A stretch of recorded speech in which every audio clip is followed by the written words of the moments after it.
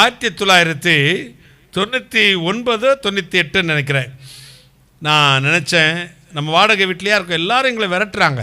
6 மாதத்துக்கு ஒருக்கா அந்த வீட்டுக்காரம்மா வாடகை சத்தம். நாகர்கோயிலில் மட்டும் எங்களுக்கு 6000 அட்ரஸ் இருக்குது. அந்த காலத்தில் 99 பணக்காரங்க லிஸ்ட்டாக 100 பேர் எடுத்துக்கிட்டேன். 100 பேர் வீட்டில் கேட்டாலே போதும் இந்த இடத்த வாங்குறதுக்கு கொடுத்துருவாங்கன்னு எடுத்துக்கிட்டு முதல் நாள் என்ன செஞ்சேன், கோட்டெலாம் போட்டு பெர்ஃப்யூம் அடித்து ஒரு 4 படி இறங்கி வந்திருப்பேன். ஒரு சத்தம் கிடச்சி, நீ பிச்சைக்காரனா அப்படின்னு. நான் சொன்னேன், இல்லை நான் கர்த்தருடைய ஊழியக்காரன், மேலே போ, அவ்வளோதான். மேலே வந்துட்டேன்.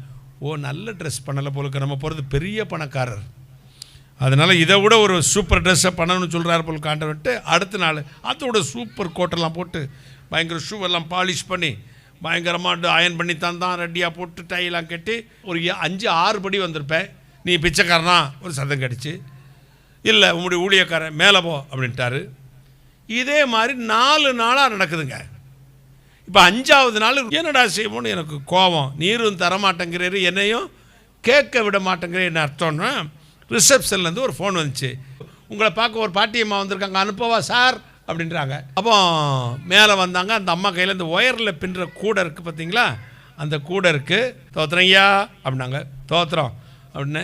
ஐயா, நான் ஒரு ரிட்டையர்டு டீச்சர், நான் ஒரு கிறிஸ்தவள், பிறந்ததுலேருந்து இதுவரை 5 பைசா கர்த்தருக்குன்னு கொடுத்ததில்லை. நல்ல மக ராசிமானே. ஒரு 3 மாதத்துக்கு முன்னாடி ஜெபம் பண்ணி கொண்டிருந்தேன்.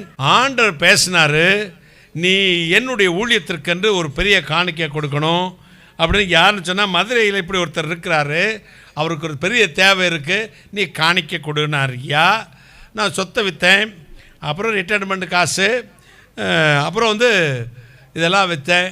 இன்னும் கர்த்தருக்குன்னு கொடுக்காம தான் நான் நரகத்துக்கு தாயா போயிடுவேன். இந்த காணிக்கையை வச்சுக்கங்கயானா. நான் சொன்னேன், அந்த அம்மா ஒரு 100 மாதிரி ஒரு செயின் போட்டிருக்கு, ஒரு 100 ரூபா சேலையை கட்டியிருக்கு, ஒரு 500 ரூபா கொடுக்குறதே பெரிய காணிக்கை நினச்சேன். இப்படி பார்சல் அப்படி தூக்கிச்சு, நியூஸ் பேப்பரில் இப்படி தூக்கி இந்தாங்கையாண்டுச்சு.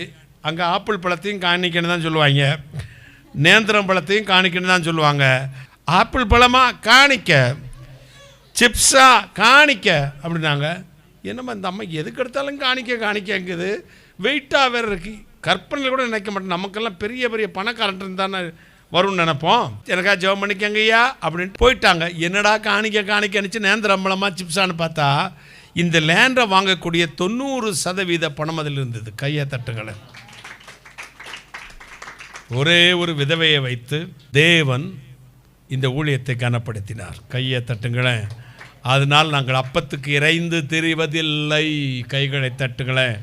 கர்த்தரை கனம் பண்ணும் பொழுது உன் ஆஸ்தியும் ஐஸ்வர்யமும் அவன் வீட்டில் இருக்கும்.